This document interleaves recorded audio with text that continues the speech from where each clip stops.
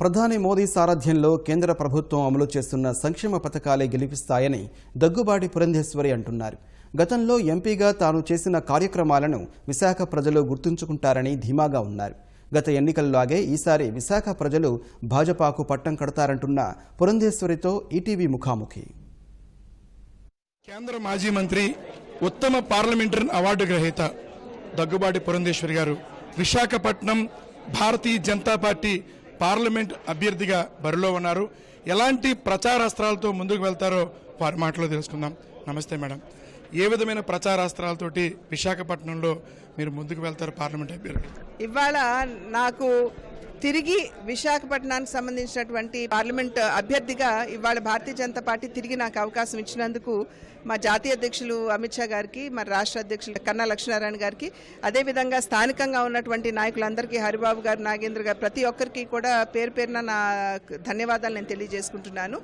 ఇవాళ ప్రజలకి నేను గుర్తు చేస్తాను, అంటే ఇదివరకు చేసినటువంటి అభివృద్ధి ఏదైతే ఉందో దానికోసం నేను చేసినటువంటి కృషిని ప్రజలకి గుర్తు చేస్తూ నేను ముందుకు వెళ్ళటం అనేది నా బాధ్యతగా నేను భావిస్తున్నాను. విశాఖ వాసులకి నేను సుపరిచితురాలని, ఎందుకంటే 2009 నుండి 2014 కాలం మధ్యలో విశాఖపట్నం పార్లమెంట్ అభ్యర్థినిగా నేను పార్లమెంట్లో ప్రాతినిధ్యం వహించినటువంటి సందర్భంలో ఇక్కడ జరిగినటువంటి పనుల పట్ల ప్రజలకు అవగాహన ఉంది కనుక ఖచ్చితంగా వారికి ఈ పనులన్నింటినీ గుర్తు చేస్తూ మరింత అభివృద్ధికి నా వంతు కృషి చేస్తాను అని చెప్పి ప్రజలకి నేను తెలియజేసుకుంటూ నేను ముందుకు వెళ్తాను. రాష్ట్రంలో కొంత ప్రతికూల పరిస్థితులతో కొనసాగుతున్నాయి, వాటిని ఏ విధంగా అనుకూలం చేసుకుంటారు, ఏ విధంగా ముందుకు వెళ్తారు? ఇవాళ ప్రజలందరికీ తెలుసు, తిరిగి కేంద్రంలో అధికారంలోకి రాబోయేది ఎన్డీఏ ప్రభుత్వం, భారతీయ జనతా పార్టీ నాయకత్వంలో ఉన్నటువంటి ఎన్డీఏ ప్రభుత్వం అని చెప్పి ప్రజలందరికీ తెలుసు.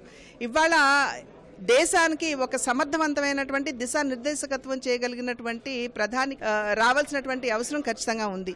ఎందుకంటే భారతదేశాన్ని ఎదుగుతున్నటువంటి ఒక గొప్ప ఆర్థిక శక్తిగా ప్రపంచమంతా గుర్తిస్తున్నటువంటి సందర్భంలో ప్రపంచ దేశాలన్నీ కూడా భారతదేశం వైపు చూస్తున్నటువంటి నేపథ్యంలో అటువంటి సమర్థవంతమైనటువంటి నాయకత్వానికి, అవినీతి రహిత పాలనకి ఇవాళ ప్రజలు పట్టం కట్టవలసినటువంటి ఆవశ్యకత అయితే ఖచ్చితంగా ఉంది.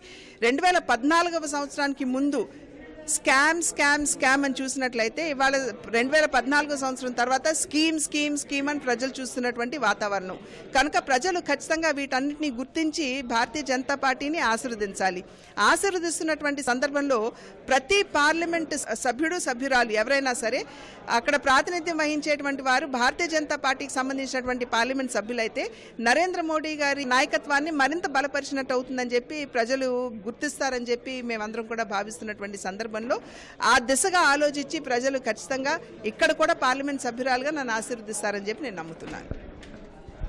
దేశాభివృద్ధిని, ముఖ్యంగా దేశం అభివృద్ధి చెందేటువంటి అంశాలు దృష్టిలో పెట్టుకుని ఓటర్లు తమ ఓటు హక్కు వినియోగించుకోవాలి. గతంలో విశాఖ చేసినటువంటి అభివృద్ధి కావచ్చు, తిరిగి మళ్ళీ విశాఖపట్నాన్ని మరొక మహోన్నత నగరంగా తీర్చిదిద్దే దిశగా ముందుకు తీసుకువెళ్తాననే అంశాలనే ప్రధాన ప్రచార ఆయుధాలుగా చేసుకుని తన ప్రచారాన్ని ముందుకు తీసుకువెళ్తానని పురంధేశ్వరి చెప్తున్నారు. కెమెరామెన్ సిహెచ్ శ్రీనివాస్తో ఆదిత్య పవన్, విశాఖపట్నం.